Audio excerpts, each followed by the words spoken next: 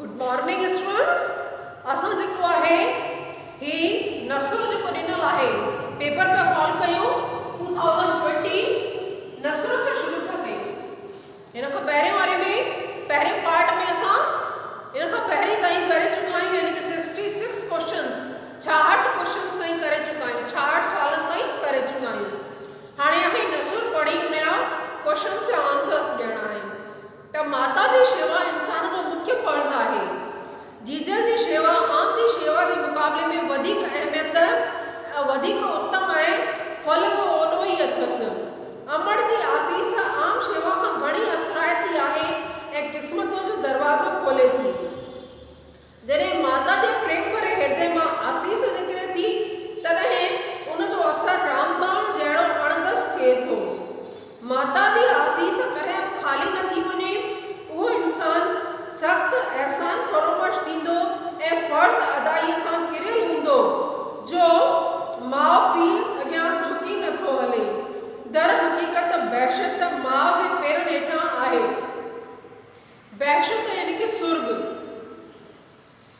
जॾहिं कंहिंखे ॻोल्हण अचे, माता जी धन अमृत जो चश्मो आहे जो ज़िंदगी बख़्शे थो।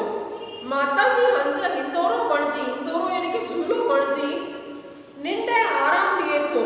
जेको औलाद माता जी ममता खे ठोकर हणे थो उहो सिधो नर्क में वञे थो। ही पैराग्राफ आहे जंहिंखे असां पढ़ियोसीं।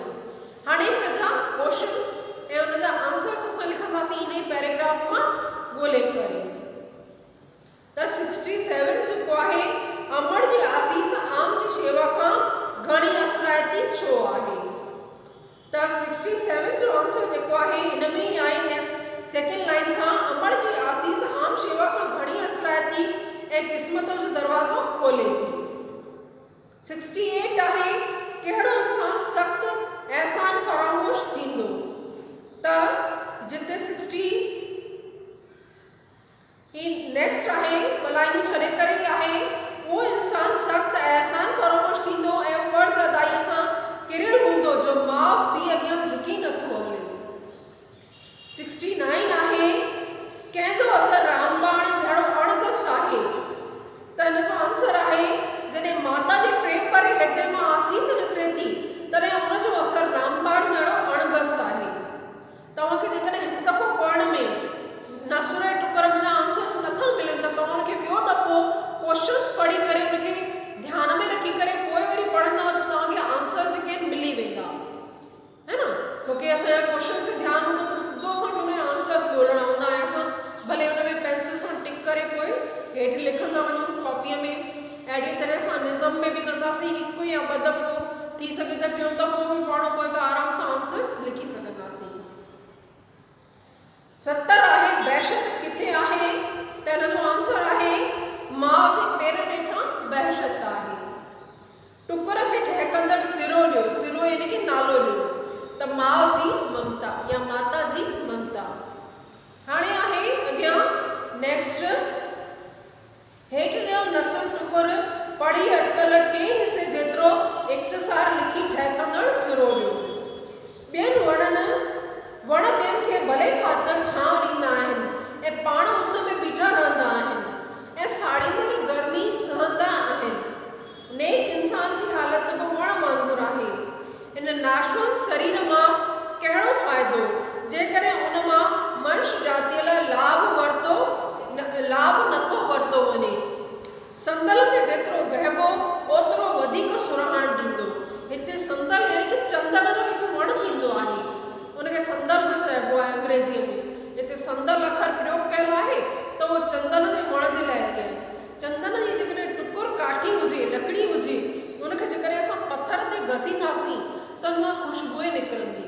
चंदन जो तिलक लॻाईंदा आहिनि माण्हू अक्सर करे मथे ते, या शिव भॻवान खे बि चंदन जो तिलक कंदा आहिनि त उहो थोरो गही करे लकड़ी या चंदन जो जेको मिलंदो आहे टीको उनखे गही करे पोइ उनखे टीको लॻाइबो आहे त उन सां सुरहाण मिलंदी आहे।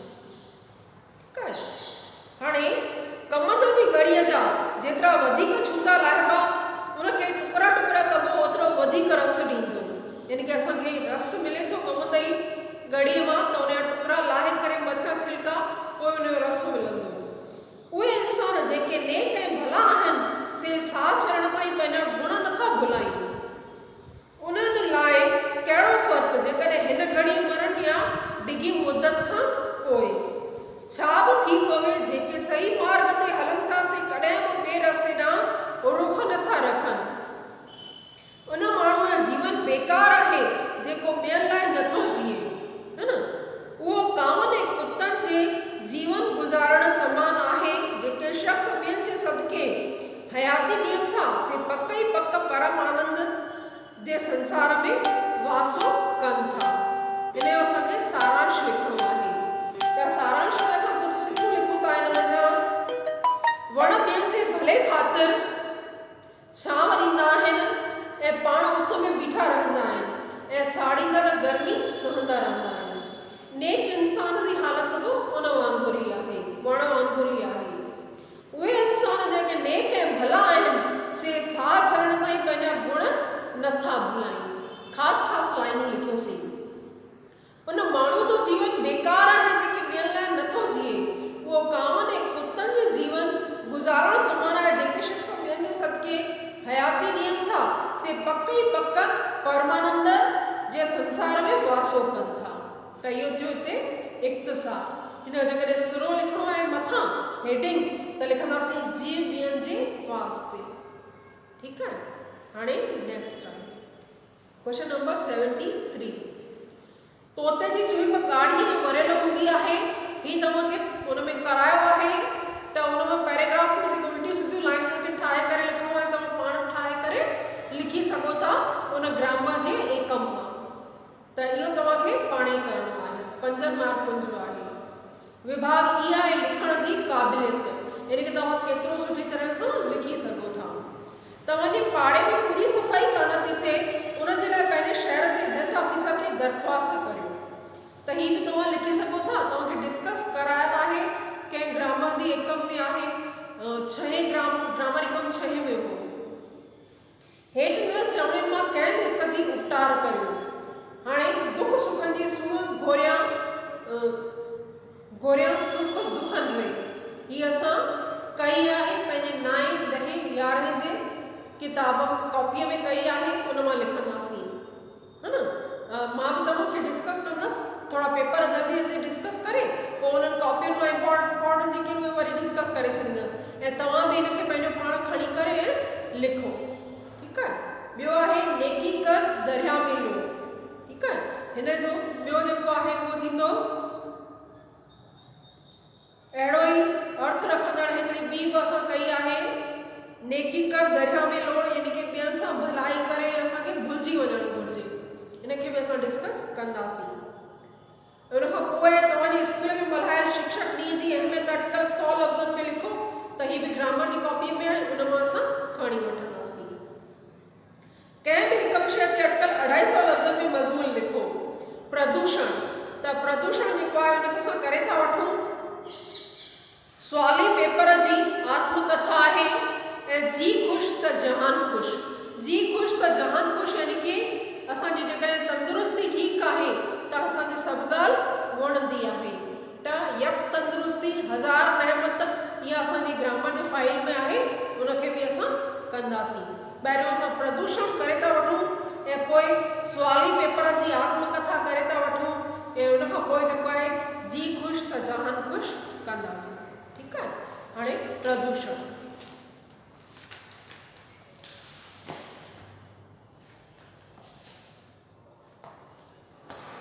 ही निबंध आहे। तव्हांखे जेके पेपर्स मिलिया आहिनि या ग्रामर जो जेको आहे फाइल उन मंझि ही लिखियल आहे। प्रदूषण हिकु विकट समस्या। कुझु पॉइंट्स हूंदा त सुठो लॻंदो, अलॻि अलॻि पैरास में लिखी करे सुठी तरह सां असां उनखे पूरो कंदासीं। ही जेको आहे हिंदीअ में लिखियल आहे। तव्हां वटि मैटर आहे त तव्हां उनखे सिंधीअ में बि लिखी सघो था। त असां हिकु भेरो डिस्कस करे वठंदासीं पोइ तव्हां उनखे सिंधीअ में लिखंदा ईंदव। ठीकु आहे न। ख़ासि ॻाल्हि आहे मैटर जी कि तव्हांखे मैटर आहे। हाणे तव्हां 12वीं क्लास में आहियो, तव्हांजे अॻियां इहा काई प्रॉब्लम न हुअणु घुरिजे त असां हिंदीअ में आहे सिंधीअ में कीअं लिखूं, न पाणे लिखणो आहे। ठीकु आहे। प्रदूषण के प्रकार, प्रदूषण के कारण, प्रदूषण के दुष्परिणाम, प्रदूषण कम करने के उपाय और संदेश। तो आज हम प्रदूषण की दुनिया में जी रहे हैं। जल, स्थल, आकाश पर प्रदूषण के दैत्य ने अपना अधिकार कर लिया है। सर्वत्र प्रदूषण के कारण हमारा जीवन एक भयावह चक्रव्यूह में फंसकर रह गया है। नेक्स्ट पैरा है, प्रदूषण बहुमुखी दैत्य है। घणा भी तरीक़नि जो है प्रदूषण ए अलग अलग तरह से असांखे ॼण खाईंदो थो वञे। ॾिसो कीअं आहे उहो दैत्य। प्रदूषण बहुमुखी दैत्य है। वह वायु प्रदूषण, जल प्रदूषण और ध्वनि प्रदूषण के रूप में अपनी जीभें लपलपा रहा है। हम दूषित वायुमंडल में सांस ले रहे हैं। पीने के लिए लोगों को स्वच्छ निर्मल जल नहीं मिल रहा है। दूषित जल और जंतुनाशक दवाइयों के कारण अनाज की फसलें भी दूषित हो रही हैं। जॾहिं किसान फसल पचाईंदा आहिनि तो उनमें जंतुनाशक दवाऊं विझंदा आहिनि, जंहिंजे करे उनजो ख़राबु असर थो पवे अनाज ते। ऐं अहिड़ी तरह सां जंतुनाशक जेके दवाऊं आहिनि उहे असांजे पेट में उन खाधे जे ज़रिए वञनि थियूं ऐं असांखे तकलीफ़ पहुचाइनि थियूं। आधुनिक यंत्रों का शोर हमारे कानों के पर्दे फाड़ रहा है। प्रदूषण के इन विविध रूपों ने इस सुंदर सृष्टि के अस्तित्व पर ही प्रश्न चिन्ह लगा दिया है। नेक्स्ट पैरा, प्रदूषण के इस विकट समस्या के मूल में औद्योगिक क्रांति और बढ़ती हुई आबादी है। मिलों, कारखानों और वाहनों से निकलने वाला धुआं वातावरण को विषैला बना रहा है। गैस प्लांटों से गैस रिसने की दुर्घटनाएं पर्यावरण को खौफनाक बना रही हैं। गैस अगर कहीं लीक हो जाती है तो भयानक दुर्घटनाएं भी हो सकती हैं। औद्योगिक संस्थानों से निकलने वाला रासायनिक कूड़ा कचरा तथा शहर की गटरों का पानी नदियों, झीलों और समुद्र के पानी में विष घोल रहा है। ठीक है, कूड़ा कचरा है और गटर नालियों का पानी है, वो नदियों में जाके मिलने के कारण वो खराब हो जाता है, नदी का पानी खराब हो जाता है। रेलगाड़ियों, विमानों, मोटरों के हॉर्न, रेडियो, दूरदर्शन तथा लाउड स्पीकरों से निकलने वाली ध्वनियाँ ध्वनि प्रदूषण को बढ़ा रही हैं। खेल कमेंट्रियाँ, पटाखे तथा बम विस्फोट भी ध्वनि प्रदूषण की वृद्धि में सहयोग दे रहे हैं। शहरों की गंदी झोपड़पट्टियाँ, मशीनीकरण की बढ़ती प्रवृत्ति और वनों तथा वृक्षों का बेतहाशा विनाश प्रदूषण के मुख्य कारण हैं। नेक्स्ट पैरा, इस तरह का प्रदूषण जीवन का शत्रु है। वायु प्रदूषण के कारण वायुमंडल में कार्बन डाइऑक्साइड की मात्रा बढ़ती जा रही है। इसमें पृथ्वी के पर्यावरण के ऊपर रहने वाला ओजोन गैस का सुरक्षा चक्र बुरी तरह से प्रभावित हो रहा है। पृथ्वी पर के तापमान के अनियमित होने से ऋतुओं का परिवर्तन चक्र भी गड़बड़ा रहा है। वायु तथा जल के प्रदूषण से तरह तरह के घातक रोग फैल रहे हैं। खेती की पैदावार नष्ट हो रही है, धरती का उपजाऊपन घट रहा है। ध्वनि प्रदूषण के कारण मानव बहरेपन, अनिद्रा, रक्तचाप तथा मानसिक रोगों का शिकार बन रहा है। नेक्स्ट पैराग्राफ, प्रदूषण से पूरी तरह मुक्त होना संभव नहीं है, पर उसे कम अवश्य किया जा सकता है। इसके लिए लोगों में जागरूकता पैदा करनी होगी। वनों के विनाश को रोकना होगा और वृक्षारोपण की प्रवृत्ति में तेजी लानी होगी। यदि हम समझदारी से काम लें, जनसंख्या का वृद्धि दर कम कर सकें और यंत्रों के उपयोग पर अंकुश रखें तो प्रदूषण की समस्या से बहुत हद तक निपट सकते हैं। यदि मानव जाति सुख शांति से जीना चाहती है तो उसे प्रदूषण के विषधरों को पिटारी में बंद कर रखना ही होगा। ये यहाँ पर ये थे पूरतो थे। हाणे नेक्स्ट आहे सवाली पेपर जी आत्मकथा ऐं उन खां पोइ यक तंदुरुस्ती 1000 नेमत, उहे असां पोइ कंदासीं नेक्स्ट सेशन में। Okay, thank U.